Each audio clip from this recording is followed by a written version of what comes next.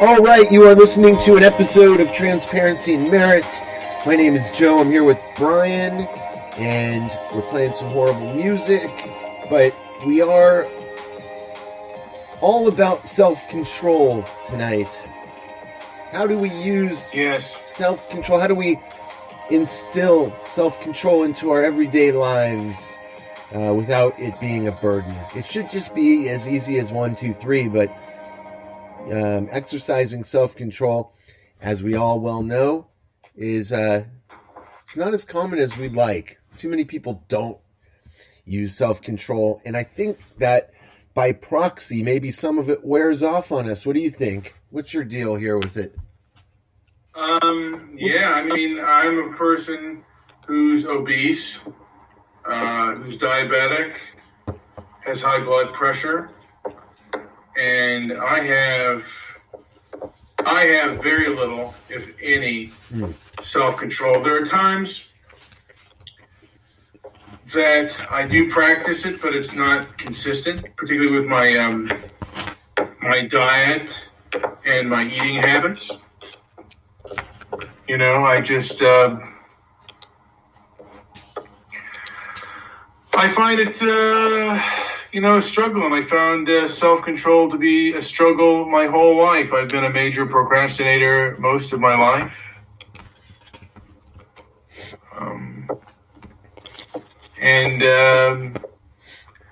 I don't know. I don't know how to really break the bad habits that I've done. I do a lot of daydreaming and BSing and little getting work done that needs to get done. Well, before this becomes too much of a pity party, I think we all have our struggles, every one of us. And I think they always like to throw it in our faces, too, with the habits of the rich and famous or the most successful people. And always at the top of their list is organization, a consistent ability to schedule. They calendarize everything, all these kind of things. And I don't know how true that is. I mean, these are all always coming from media sources, which I don't trust anyways. I think we all have struggles. And I think, everything, if you're highly organized, I think that comes at the cost of maybe something else that you possess, or, you know what I mean? There's always give and take. And I think finding the right balance, that's ever so elusive.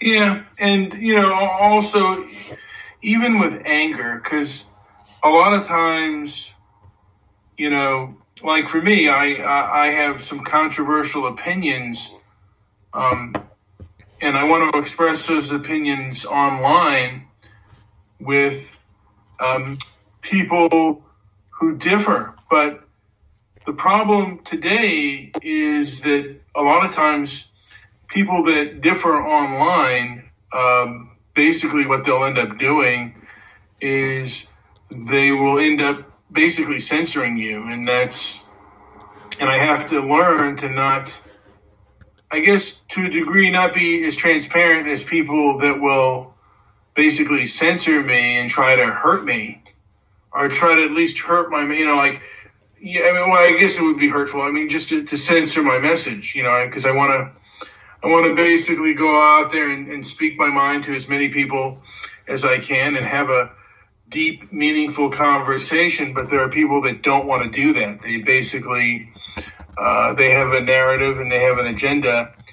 And if you go against that, they will hurt you. So I have to be kind of tactful and, and particularly in this day and age with things like cancel culture and, censorship, cancel culture, you have to be kind of careful on the message that you have out there if it's controversial, because, there's been a vindictive streak out there. So, and it's been hard to me, but part of it is also controlling my ego. Because I want to, part of me wants to put these people in their place. And it's kind of out of anger. Like, I'm angry at these people for thinking this way. And I want to put my 2 cents in. And all that's going to do and all that's going to accomplish is for them first of all, I'm not going to change their mind. Second of all, I'm not going to, I'm not going to change their mind. And if I anger them, if I get them angry, the only thing that, is going to get accomplished by that is they're going to do something with that anger. And a lot of times what they're going to do is try to get me off many of these social media platforms. So I kind of don't want to do that. I want to kind of play it kind of cool, and not, I want to more talk to people.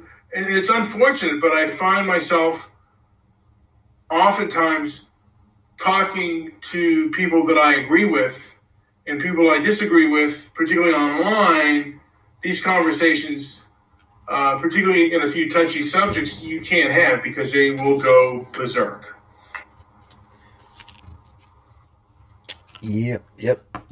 And it's all about, even if you were staying to yourself and sticking to your own guns, and I've seen this many times before from some of my favorite podcasts with a really good message, a positive message, and they're trying to now, whether or not people choose to accept that information should always be left up to the listener to accept and to research and to vet out and make sure that the information seems to be what it's being sold as.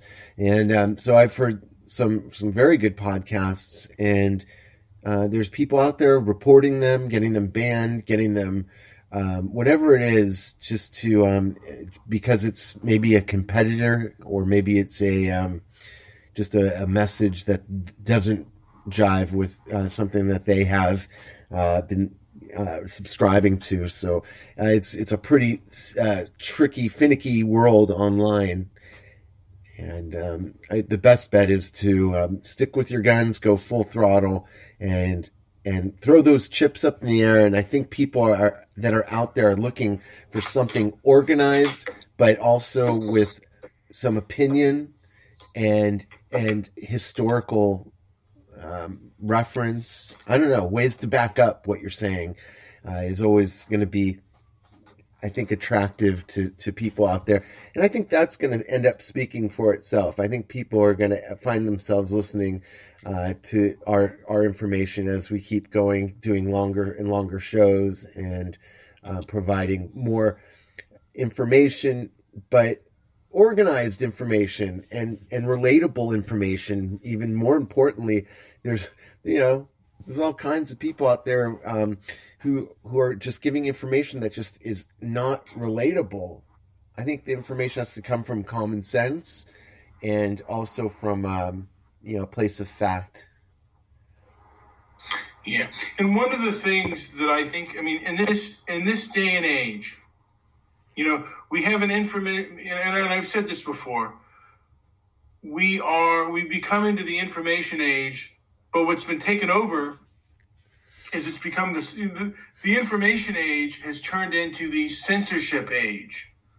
And I think, along with our colleges, I believe that it is making the next generation to be less adaptable to situations and to struggle. And at this point, that's easily provable. There is just too many ways to demonstrate night and day how that's being done, where it's being done. Just look at our schools, look at the curriculums. Just look right now at how dumbed down things are. It's just, it's mind-blowing. That's why, and it's also why I tell people that I would say pretty soon it's just going to be basically our age group and older. Right now, I don't even know if there's if you move too much younger than where we are. Mm-hmm. You get to the generation that was raised with the internet, but I find so much value in people who were of age and learning about this world in a world before the big barn door from Animal Farm was built, and that's the whole technology, everything technology swept over us, and we took it, and we were so enamored from the original onset of the potential for convenience. Everything was going to be super convenient, but it's basically made time go so much faster. It's sped everything up. Well, there are powers that be who controlled the media for so long, and they controlled the narrative for so long, and then all of a sudden, the internet put other voices out there, and they were finding out that their voices, what they were preaching, was not as palatable as these other voices. So what do they naturally want to do? Some of the people in power, they want to shut those voices up, and they have been in power for a long time, and there was no other avenue. Once that other avenue came about, now they want to say, "Hey, wait, we don't like what's going on. We don't like what you're saying.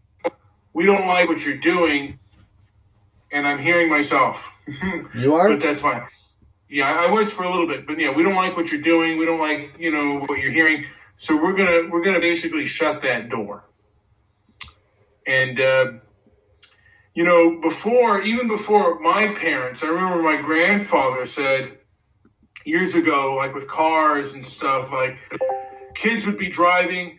The whole community would buy like the first car. The whole community would buy one car, and they would take it apart and put it together again just to see how it worked. And, kids would drive at 8 to 10 years old. I remember my dad said at 13 years old, he would drive. And now, like with car insurance and lawsuits being as big as they are, I mean, you can't do the kinds of things that you used to do when you were younger, and things are becoming far more restrictive, and we're not learning because of heavy lawsuits. Wanted to put people in bubble wrap, and so we had this heavy lawsuit society, and then now we have what you can and can't talk about online. They want to protect it. They want to protect us from what they consider to be bad information.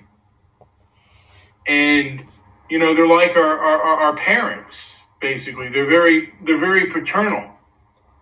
And it's just another way, more and more societies saying, hey, you can't do that. It's too dangerous. Now you can't say that because it's considered too dangerous. And it's just, like I said, I want to control myself because I'm hoping, and this may never happen, but I'm hoping that sooner or later there will be an alternative to these mainstream oligarchy companies, these internet companies that control everything now. But the thing is, the internet, basically, they started cancel culture. And the people who started cancel culture control both the internet, and then if you want to put on a play about cancel culture, they'll cancel that. That play will be canceled. There are several films that have been, several plays and films that have had limited run and canceled because the cancel culture people didn't like what was being done. And it's just been